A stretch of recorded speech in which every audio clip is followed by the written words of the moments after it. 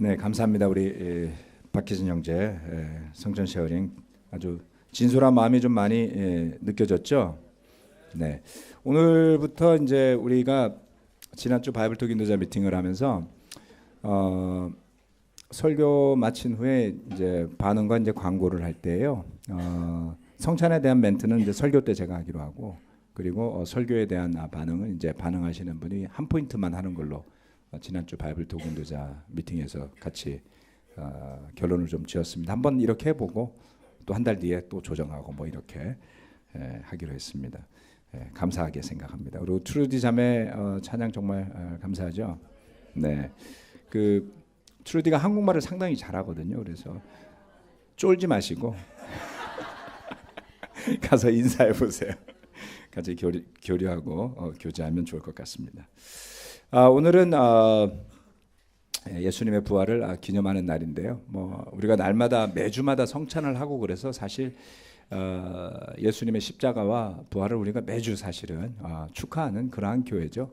하지만 여전히 부활절이라는 그 날은 또 특별하게 예수님의 부활하심을 또 생각해보고 싶은 그러한 시간인 것 같습니다. 오늘은 사도행전 강의 8번째 시간입니다. 주제는 이제 교회의 모습 이렇게 정했습니다. 제가 사도행전 2장에 두 가지의 굉장히 새로운 시작이 있다. 그 중에 하나를 제가 성령의 탄생이라고 이야기를 했고, 또 다른 하나는 교회의 탄생이다. 이렇게 말씀을 드렸습니다. 그런데 오해가 없기를 바라는 것은 성령은 늘 있어 왔다. 그러니까 성령이 새롭게 생긴 것이다. 이런 의미는 아니라고 말씀드렸고요. 또 교회도 마찬가지입니다.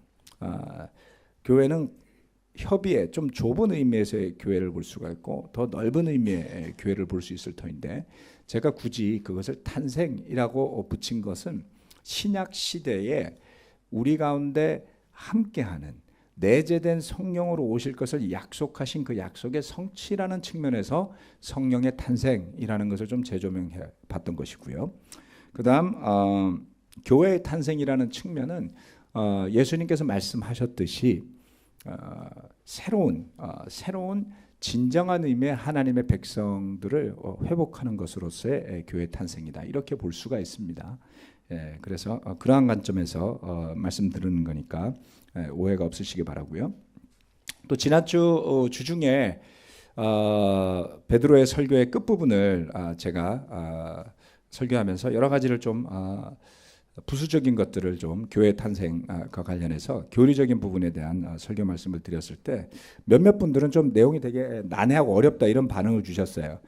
그러면서 내가 뭔가 뭐 몰라서 무식해서 그런 거 아닌가? 뭐 이런 느낌을 가지신 분이 있는 것 같아서 제가 전혀 그런 게 아니다라는 말씀을 좀 드리고 싶고요. 주중예배 설교는 논리의 전개가 여러분들이 그냥 생각하시는 방향으로 흘러간 게 아니라서 충분히 그러실 수가 있습니다. 제가 구상하고 생각했던 방향대로 설명을 드린 것이기 때문에 조금 이 생략되고 축약된 부분이 많거든요. 그래서 그냥 한 번에 쭉 이해가 되기 어려운 그 논리의 비약들도 있었고 그랬기 때문에 그렇게 생각하시지 말기를 부탁드립니다. 정 이해가 안 가셨으면 한 번 더 들어보시면은 또는 도대체 이 말씀을 왜 하셨을까 이러면 질문을 저한테 해주시면 친절하게 제가 긴 시간을 할애해서 설명드릴 수 있습니다. 저는 안 지치는데 듣는 분은 지치실 수 있어요. 우리 집안에서 자주 딱 한 번 제가 발동 걸리면 애들이 와 아재 모드로 갑자기 싹 바뀌니까. 네. 그래서 여러분들도 제가 좀 지나치게 설명이 막 긴 것 같으면 목사님 충분합니다. 이렇게 시그널을 주세요. 기분 나빠하잖아요, 저는. 근데 브레이크가 잘 안 걸려요. 스포츠카처럼 가기 때문에. 자, 오늘은 교회 모습에 대해서 말씀드리겠습니다. 새로 탄생한 교회 모습인데요. 2장 41절, 42절 말씀 함께 읽도록 하겠습니다. 참고로 오늘 그 프레젠테이션은 우리 김민수 전도사님이 손질을 좀 해준 거예요. 수요일 날 손질을 해가지고 이렇게 뭐 싹 돌아가잖아요, 그렇죠? 좋죠. 네. 전문가의 손길이 이렇게 시스템실에서 목사님 이렇게 막 돌리시네요. 그래서 내가 한 거 아니야 이렇게 이야기했습니다. 자, 41절 42절 말씀 같이 한번 읽어볼까요? 시작. 그의 말을 받아들인 사람들은 세례를 받았다. 이렇게 해서 그날에 신도의 수가 약 3천 명이나 늘어났다. 그들은 사도들의 가르침에 몰두하며 서로 사귀는 일과 빵을 떼는 일과 기도에 힘썼다. 아멘. 오늘은 이 41절부터 뒷부분의 말씀을 가지고 네 가지 새롭게 탄생한 교회의 모습의 핵심에 대한 것들을 좀 나누고자 합니다.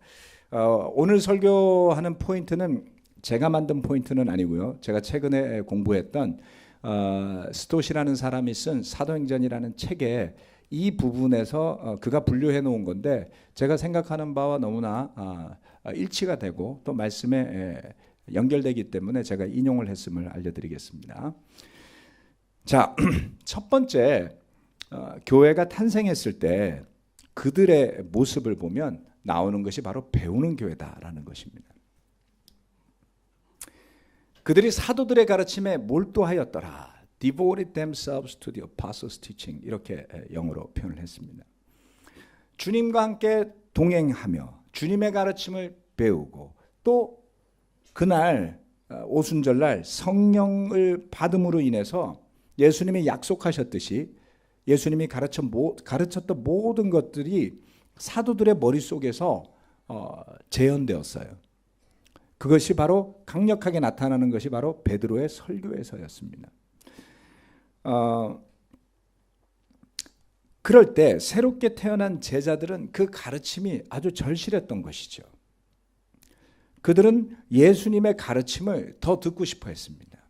또 그러한 것들이 그들의 신앙에 어떠한 영향을 줄지에 대한 기대가 컸던 것이죠. 그래서 배우는 교회라는 것은 새롭게 탄생한 신약교회의 첫 번째 상징이 된 겁니다. 교회는 건강한 또는 건전한 가르침이 필수라고 할 수 있습니다. 우리 자신들을 살펴보면 우리는 모두 생각도 굉장히 많고요. 그리고 인정하건 인정하지 않건 감정도 굉장히 많은 사람들이에요. 그리고 종종 이러한 생각과 감정은 내가 원하거나 뜻하는 것과 무관하게 흘러갈 때가 되게 많지 않나요? 결혼하신 부부들은 전혀 싸우려고 한 말이 아니에요. 근데 갑자기 싸우게 된 경험들이 있죠. 심지어는 저희랑 만나갖고 시간 보내다 싸우시는 분들도 있어요. 저도 그래 본 적이 있습니다. 뭐 전혀 의도하지 않게. 뭐냐면 우리도 우리 자신의 이 생각과 감정이 어디로 흘러가는지 잘 제어하기가 어려운 그러한 존재들입니다. 그래서 건강한, 건전한 성경적 가르침이 없을 때 우리의 생각 또는 우리의 감정이 끊임없이 나를 중심으로 움직이는 거예요. 그럴 때 대체적으로 올라오는 감정은 분노, 실망, 뭐 우울함 이런 것들이겠죠. 그렇죠? 그러면 여러분이 내가 건전한 성경 말씀의 교훈을 들을 때가 왔다. 이렇게 생각하시면 제일 좋습니다. 내 감정이 진리야. 이렇게 생각하시면 그 다음 결과는 아무도 예측할 수 없어요. 막 집을 나갈 수도 있고요. 예배 막 안 올 수도 있고요. 뭐 여러 가지 하실 수 있습니다. 그렇게 해보세요. 네. 결과적으로 좋지 않을 겁니다. 예외가 있을 수 있을까요? 그렇지 않습니다.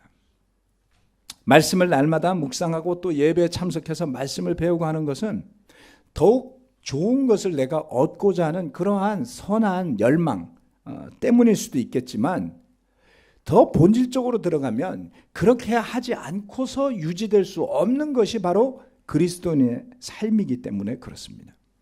여러분 말씀을 듣거나 묵상하지 않고 하루를 살아보십시오. 살 수 있을까요? 살 수 있어요. 제가 작년에인가 설교하면서 그랬죠. 제가 일부러 큐티 안 하는 사람들의 마음을 이해해 보려고 안 해본 적이 있다고요. 또 저의 율법적인 프라이드를 깨기 위해서라도 일부러 그렇게 해본 적이 있어요. 저는 한 번도 콰이템을 빼먹은 적이 없습니다. 뭐 목사가 당연하지 그걸 자랑이라고 말해. 이렇게 생각할 수 있겠지만 때로는 그것이 우리의 어떤 잘못된 신앙관을 형성하기 할 수 있기 때문에 그랬던 것이죠. 그런데 이틀을 성경 말씀을 안 읽어요. 그래도 살 수 있을까요? 살 수 있어요. 3일은요. 해봤군요.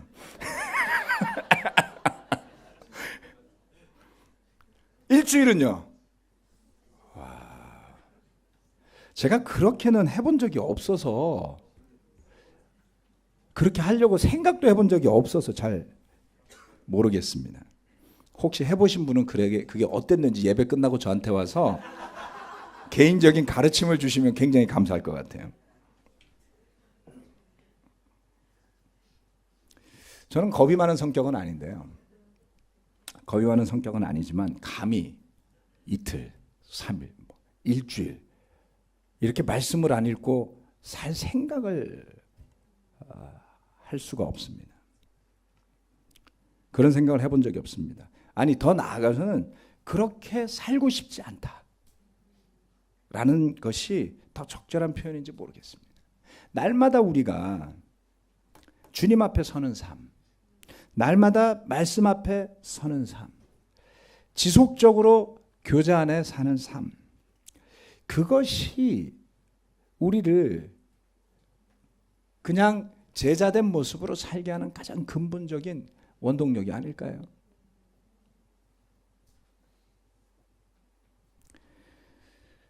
또한 성령의 역사함은 우리의 생각과 좀 달라요. 여러분, 뭐 때로는 이런 생각 안 해보세요? 성령님이 그냥 좀 힘도 좋고 능력도 있는데 그냥 막 나를 끌고 다니면서 살게 하면 얼마나 좋을까, 군대에서처럼. 제 아들이 군대 가서 너무 잘 지내더라고요. 마음도 편해지고 자존감도 높아지고 표정도 밝아지고 살도 찌고 막 영적으로도 좀 됐어요. 군대 효과. 어쩔 수 없어서 그런 거예요. 나올 수가 없으니까. 그러고 막 굴리니까 머리도 시원해지고 건강해지고 휴가 더 나오려고 막 열심히 운동하니까 뭐도 따고 막 자존감도 올라가고. 성령이 그렇게 해주길 바라시는 분들 있죠. 아니, 성령님이 도대체 왜 내가 말씀을 읽고 뭐 기도를 하고 이런 거에 영향을 받아? 그냥 화끈하게 그냥 나를 영적으로 늘 인도해주고 뭐 좀 이러면 안 되나? 우리가 다 이해 못하는 거예요. 그렇죠? 하나님이 우리를 구원했다 그러면서 뭐를 해라 이런 게 많을까? 그런 거 싹 다 없이 그냥 한번 원자력 발전소처럼 그냥 쫙 이렇게 죽을 때까지 가면 안 될까? 속편하게 그런 생각 해볼 때가 있죠. 그런데 그게 그렇지가 않아요. 우리가 영적인 그 뭔가에 참여하지 않고서, 배우지 않고서 잘 유지되지 않더라. 그렇죠? 그래서 굳이 시험하지 마세요. 제가 이런 표현을 뭐 해도 적절할지 모르겠습니다만은, 부부가 서로의 사랑을 테스트하기 위해서 굳이 다른 사람을 사귀어 본다든가 그런 일을 하면 안 되잖아요. 그렇지 않나요? 내가 정말 당신을 굳건하게 사랑하는지 테스트하기 위해서 내가 저 사람하고 한번 사귀고 와볼게. 세상에 그런 사람이 있을지 모르겠어요.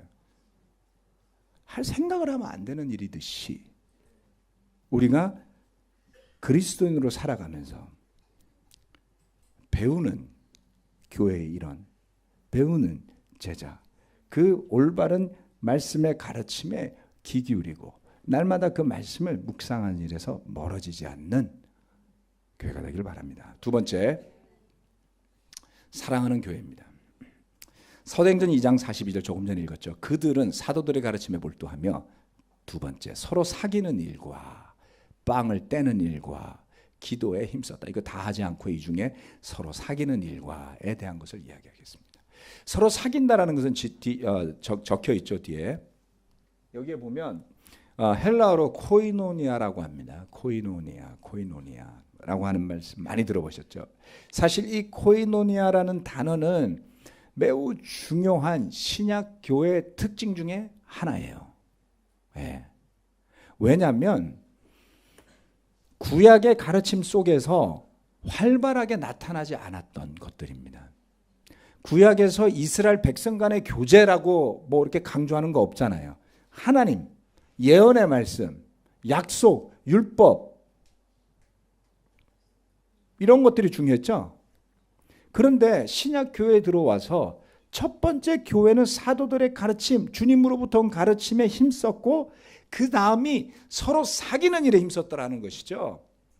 그것의 의미는 뭡니까? 공통의 것, 코이노니아라는 단어는 교제라고 번역이 되는데 그것은 궁극적인 번역이고요. 그 단어 자체가 가진 뜻은 공통, common, 네, 커뮤니즘이 여기서 나오죠. 공통의 것을 나누는, 네, 것을 의미합니다. 자, 그들이 함께 공통으로 나누는 것은 무엇이 있었을까요? 네? 음식을 같이 나눴어요? 아멘. 좋습니다. 오늘 예배 끝나고 음식을 같이 나누시는 것은 여러분이 교회 코이노니아에 참여하시는 것 맞아요. 또 교회로서 모여서 우리가 공통으로 함께 소유하는 것 또 뭐가 있을까요? 말씀. 맞습니다. 그렇죠? 예배도 그런 것 중에 하나겠죠. 결국 가장 중요하게 그리스도 예수를 주님으로 고백하는 신앙을 우리가 공유하는 거잖아요. 예. 공통된 신앙이었던 것이죠. 예. 하나님 안에서 예수 그리스도를 우리의 주님으로 고백하고 믿는 그러한 공통된 신앙에서부터 성만찬이 나오는 거예요. 그래서 성만찬을 커뮤니언이라고 영어로 부릅니다. 커뮤니언. 커뮤니언이 뜻이 뭡니까? 같이 하는 거예요. 네, 같이 하는 거. 네, 그런 뜻을 가지고 있습니다. 그래서 하나님에 대한 믿음, 심지어 더 나아가서 그들이 가진 것을 나누기도 했습니다. 그래서 사도행전 4장 34절에 가보면 그들 가운데는 가난한 사람이 한 사람도 없었다. 이렇게 표현하고 있습니다.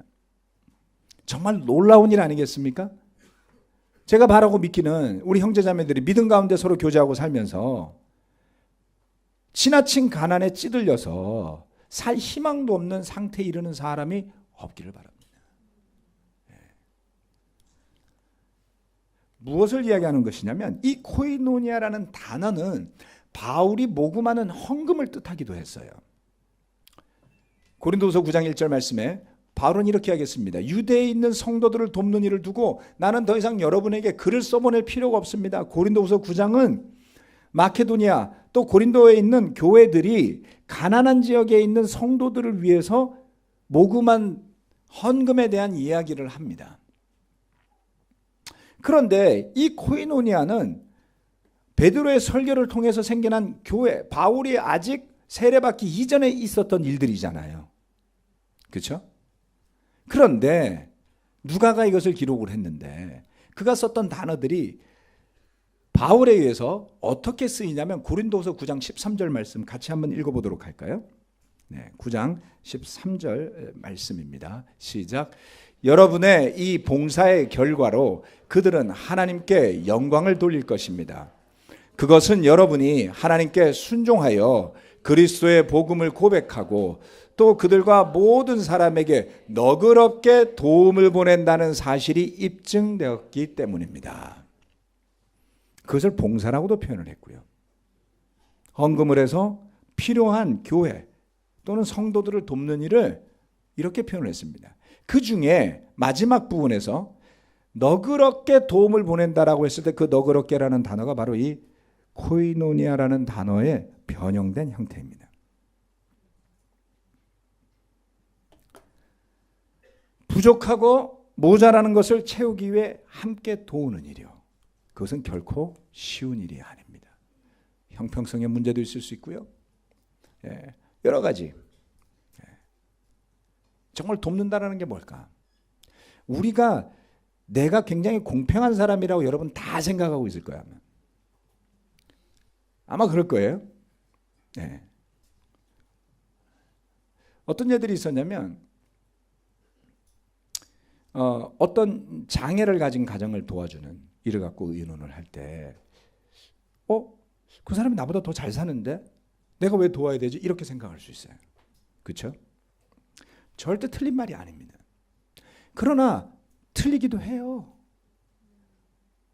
저는 잘 사는 사람들이지만 평균적인 사람보다 훨씬 잘 사는 사람이지만 그 가정에 흔치 않은 장애를 가진 자녀가 태어났을 때 그들이 지고 가는 견딜 수 없는 무게의 짐을 봤어요.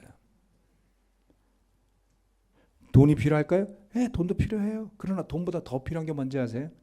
그 아픔을 누군가가 기꺼이 이해하려고 노력한다는 거죠. 그래서 저 사람 잘 사니까 안 도와줘도 돼가 아니더라는 거예요. 조그마한 마음이라도 우리가 함께 하고 싶어 라고 할 때 그분들이 얼마나 큰 위로를 받는지 몰라요.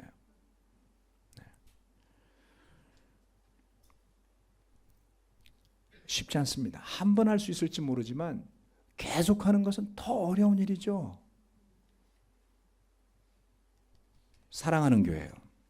서로의 필요를 채우는 교회예요. 그것을 계속한다라는 것은 정말 의지로만 할 수 있는 일은 저는 아니라고 봅니다. 어찌 보면 제자로 산다는 것은 주님께서 모든 것을 우리에게 주신 것을 기억하며 우리 또한 계속해서 자비롭게 그리고 넉넉하게 너그럽게 나누는 삶을 살아야 함을 이야기하는 것이 아닐까라는 것입니다. 때때로 그것은 생각보다 오랜 시간이 걸리기도 하죠. 네. 우리 교회 안에서도 자녀들이 장애를 가진 부모들이 있었습니다. 몇 년 전에 도토리 모임인가를 만들어서 또 활발하게 활동을 하기도 했지만 모든 사람들이 그것을 다 공감할 수는 없었을지도 몰라요. 그러나 시간이 흐르면서 점점 더 우리가 그러한 필요를 보는 사람들이 우리 가운데 늘어나고 함께하는 마음이 성장하는 것이 중요하다는 것입니다. 제가 지난주에 유튜브에서 서울 부산을 자전거로 거의 논스톱으로 달린 사람에 대한 이야기를 본 적이 있습니다. 이 사람이 취미로 했던 것 같은데요. 한번 하고 난 다음에 그 다음에 또 했어요. 근데 또 할 때는 기부금 모집을 했습니다. 자전거를 타는 사람들이 그 사람이 얼마나 열심히 힘겹게 서울에서 부산까지는 500km가 넘거든요. 그거를 달리는지를 보고 감명을 받아서 기부금을 내놨어요. 그리고 그 사람이 그 기부금을 모아서 형편이 어려운 사람들을 위해서 또는 어려움이 있는 뭔가의 필요를 위해서 기꺼이 내놓는 걸 봤습니다. 한번 흥미로 한다면 해볼 만한 일이겠죠. 야, 그래 나도 서울에서 부산까지 자전거를 한번 가볼게. 막 이렇게 저도 막 해보고 싶었어요. 근데 그거를 계속 반복하라면 하겠습니까, 여러분? 그럴 일은 아니죠. 누군가를 돕기 위해서 시간과 에너지를 내는 사람들이 우리 사회에 많이 있습니다, 여러분. 우리가 서로를 사랑하는 것을 무엇으로 알 수 있겠습니까? 어렵고 힘들 때 기꺼이 내 이야기에 귀를 기울여 주는 사람, 기꺼이 나를 위해 시간을 내주는 그 누군가를 보며 우리가 사랑을 느끼지 않나요? 사랑하는 교회는 말로 되지 않습니다. 우리 모두는 그런 사랑이 필요하죠. 왜냐하면 우리 모두는 여전히 연약하고 부족함이 많기 때문입니다. 아무도 아무런 관심도 주지 않고 아무런 사랑도 주지 않는데 혼자 꿋꿋이 믿음을 지키며 사는 사람이 있을 수 있다면 이상적일지 몰라요. 나한테 인사도 하지 마. 나는 꿋꿋이 예배만 하다 갈 거야. 그렇게 다녀보세요. 다닐만 한가? 그럴 수 있는 사람이 아마 극소수가 아니겠습니까? 3,000명이 세례를 받았는데 그 중에는 정말 모든 성격의 사람들이 모였을 거예요. 그런데 그들이 했던 일은 가진 것을 함께 나누고 공동으로 살아가려고 애썼던 그러한 모습이죠. 이러한 사도행전에 나타난 첫 번째 교회 모습이 모든 교회의 공통적이었다라고 말할 수는 없습니다. 재산을 팔아서 같이 필요를 채우는 그것은 당시에 있었던 일시적인 현상일 것이다라고 여러 번 말씀을 드렸습니다. 그러나 그것이 예루살렘 교회에 토대를 마련했다라고 볼 수는 있다는 것이죠. 또한 더 나아가서 그처럼 나누는 기꺼이 코이노니아에 참가하는 그러한 마음들, 너그러운 마음들, 자비로운 마음들이 그 교회의 자양분이 되어서 누가 시키지 않았지만 그토록 교회를 핍박했던, 그러다가 그리스도 예수의 음성을 듣고 변화되었던 사도 바울이 나가서 세운 이방의 교회들이 너그럽게 예루살렘 교회를 돕지 않나요? 여러분은 너그럽습니까? 인색합니까? 누구도 자기를 인색하다고 생각하지 않아요. 인색하게 될 수 있다는 겁니다, 여러분.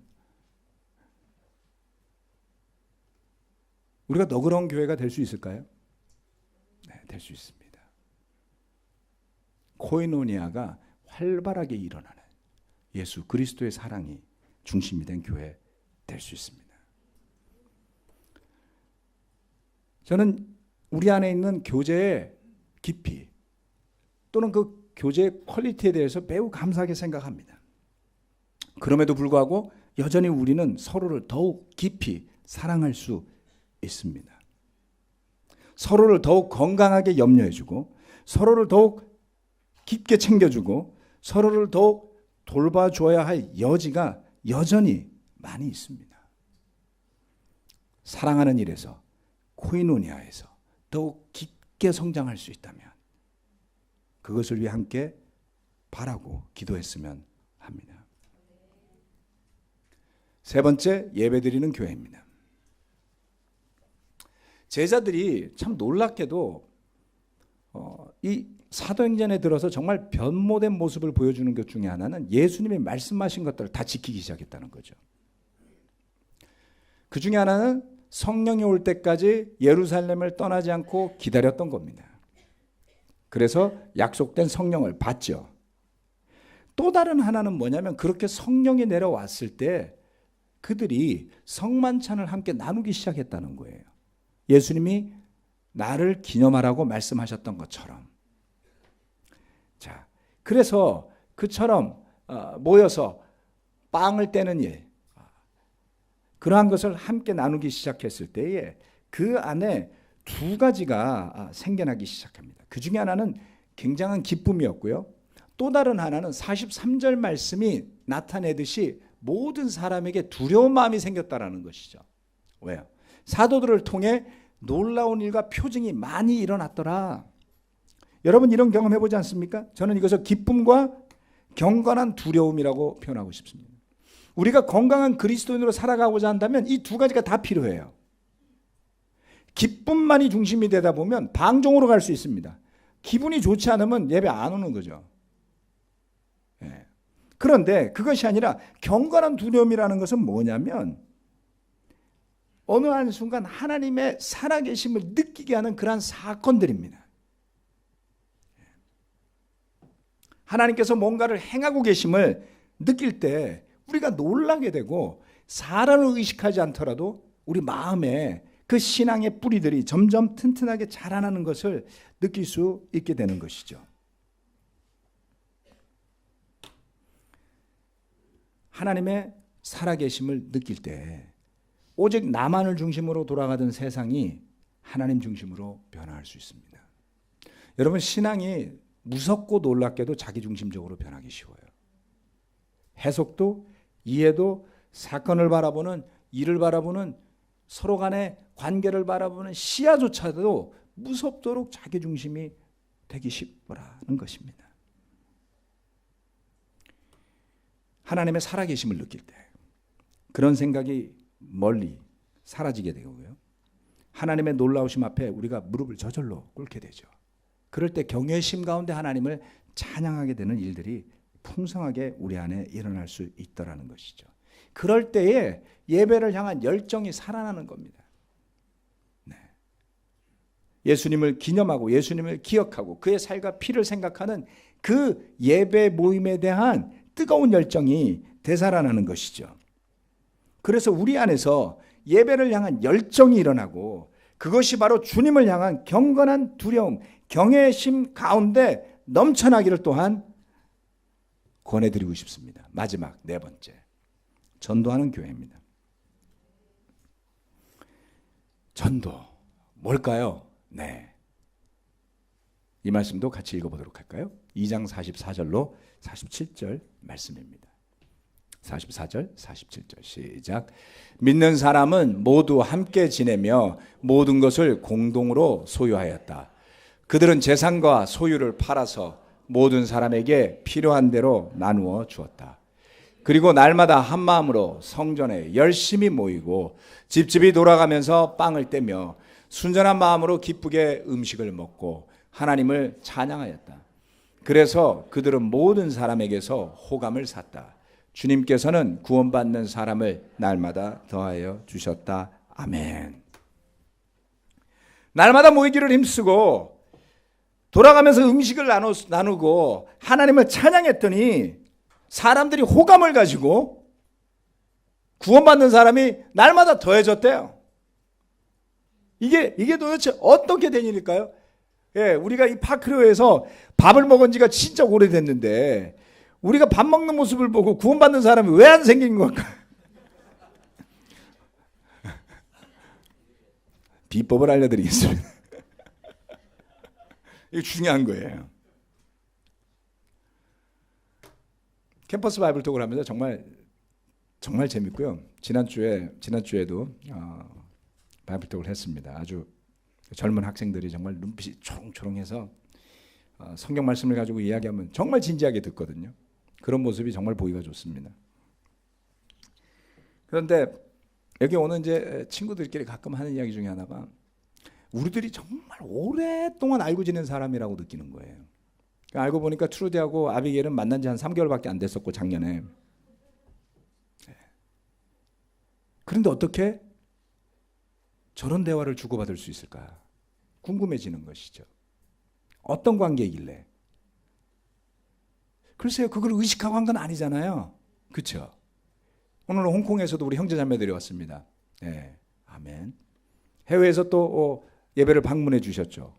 또 우리 가운데 해외에 나가서 예배 참석하는 형제자매들도 있을 겁니다. 그런데 우리가 만나서 대화를 해보면 신뢰를 주는데 오랜 시간이 걸리지 않죠? 왜요? 우리가 함께 나누는 코이노니아가 있다 그랬잖아요. 공동으로 믿는 예수님이 주님을 고백하고 세례받았을 그 사람을 믿는 것이잖아요. 그 교제를 나누기가 어렵지 않더라는 것이죠. 그러한 모습에 영향을 받게 되어 있습니다. 영향을 주려고 하지 않아도요. 괜히 밑에 돈가스 집에 가서 막 이상하게 웃고 그러지 마세요. 그냥 여러분이 있는 모습대로 That's enough. 그 자체가 충분하니까요. 여러분이 그리스도인이 되기 전에 또는 심지어는 그리스도인이 되고 나서도 성공을 염원하는 분들이 많습니다.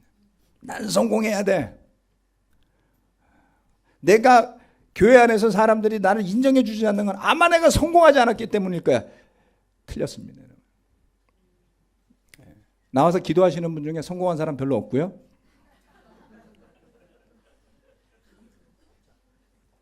세상적인 기준으로 다들 잘 살지만 많이 배운 사람도 별로 없습니다. 성찬 원고라고 저한테 보내주면 대부분은 스펠링들이 많이 틀리세요. 바더링 하지 않습니다. 저 괴롭지는 않습니다. 제가 그걸 판단하지도 않습니다. 뭐 이제 저도 스펠링 맨날 틀리는데요. 뭘 말씀드리는 거냐면 무엇 때문에 여러분은 성공해야 한다고 생각했습니까? 진지하게 자신에게 물어보세요. 무엇 때문에 더 인정을 받고 싶어 했습니까? 무엇 때문에 더 부자가 되고 싶어 했나요? 돈이 정말 가치가 있기 때문인가요? 돈 그 자체가 진짜 소중한 걸까요? 제일 지저분한 게 돈이라 그러잖아요, 사람들이. 손에서 손으로 맨날 돌아다녀서 그걸 알고 나서부터는 찜찜해져도. 그리고 진짜 지저분한 게 스마트폰이라 그러잖아요. 이게 진짜 아름답고 너무 놀라운 제품이고 그래서 이거를 좋아하나요? 2년 뒤면 바꿀 건데.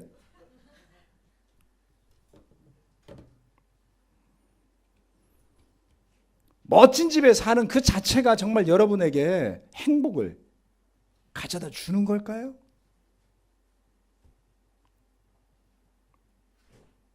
종종 그 근본에는 그런 것이 나에게 있으면 누군가가 나를 더 좋게 봐줘서 나의 좋은 친구가 되어주지 않을까? 라는 바람이 대부분의 사람들의 마음의 중심에 있습니다. 제가 오늘 여기다가 좀 보여주고 싶었는데 논란거리가 될 것 같아서 사진을 붙이진 않았습니다만 영화 중에 윌 스미스가 나오는 I am Legend라는 영화가 있습니다. 나는 전설이다. 혹시 보신 분 계세요? 보셨군요. 대부분 안 보셨군요. 한번 보세요. 재미있습니다. 나는 전설이다. 제가 윌 스미스도 되게 좋아하고요. 우리 아들이 좋아하는 배우고 그래서 윌 스미스 나오는 영화 대부분 봅니다. 이 영화는 뭐냐면 지구가 망했어요. 지구가 망해서 어떻게 마지막에 혼자 살아남았어요. 윌 스미스가. 그 바이러스가 퍼지면서 중독이 되면서 사람들이 대거 죽습니다. 그리고 그 윌 스미스는 혼자 개 한 마리하고 살아남았어요. 그리고 나머지 사람들은 다 좀비가 되어 있습니다. 그래서 뉴욕시가 완전히 허물어져서 뭐 짐승들만 막 돌아다니고 좀비들만 사는 그런 도시로 변한데, 대낮에 햇볕 가운데 그가 시내를 돌아다니면서 혼자 상점을 다니고 물건들이 그대로 있잖아요. 진짜 비싸고 좋은 것들도 있고요. 혼자 맛있는 것도 막 먹고요. 혼자 좋은 것도 해요. 그리고 어느 날은 뉴욕의 비행장에 비행기 날개 위에 올라가가지고 그 뉴욕시를 바라보면서 골프를 칩니다, 혼자.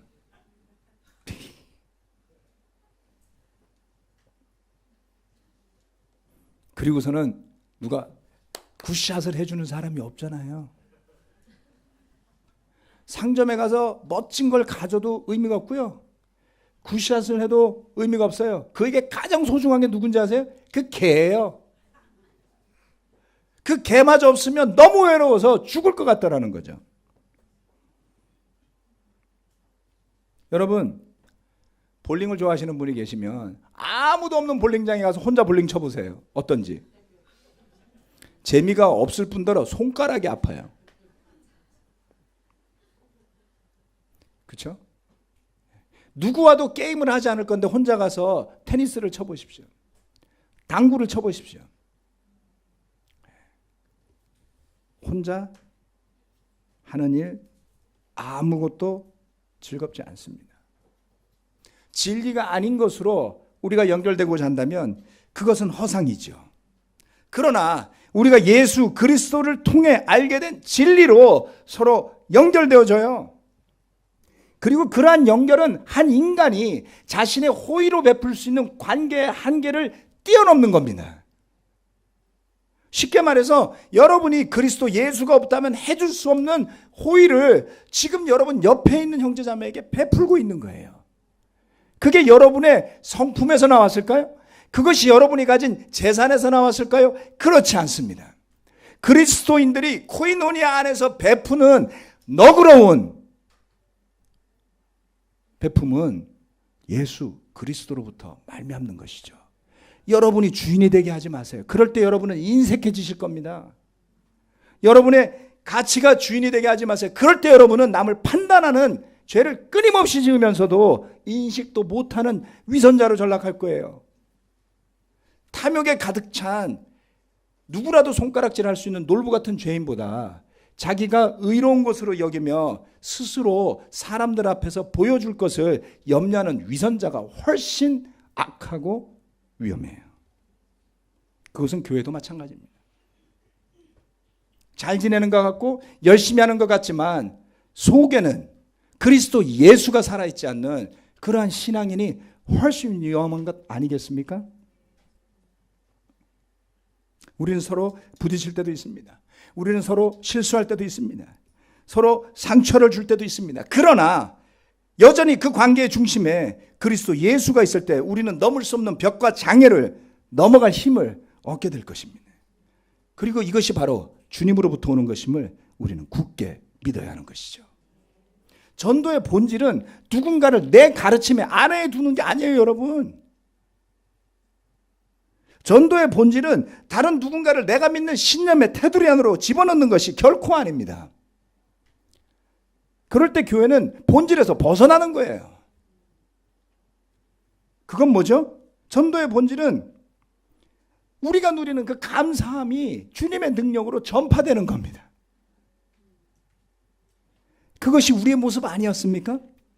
우리가 감사했고 우리가 기뻤고 그리고 그것이 흘러 넘쳐서 전도가 일어났지, 목사가 시켜서 원하지 않는 전도를 해서 교회가 성장했을까요? 천만의 말씀이에요.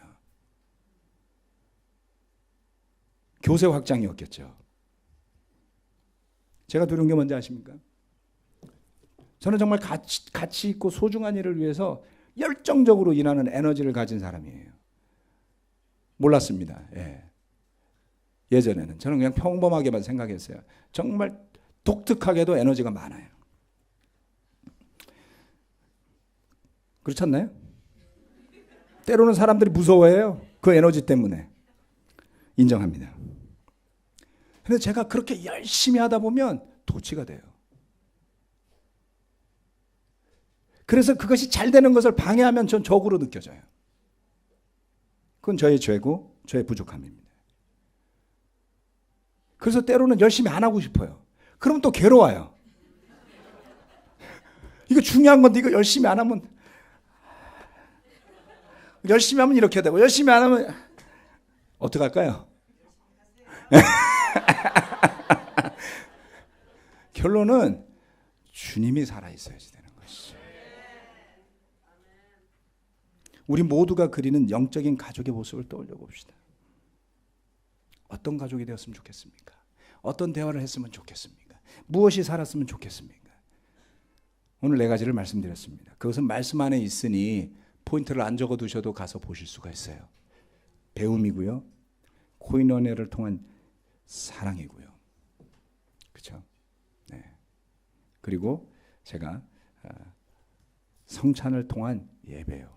그리고 우리의 그러한 기쁨을 통해 전달되는 전도라는 말씀을 드렸습니다. 말씀 마치겠습니다. 아멘.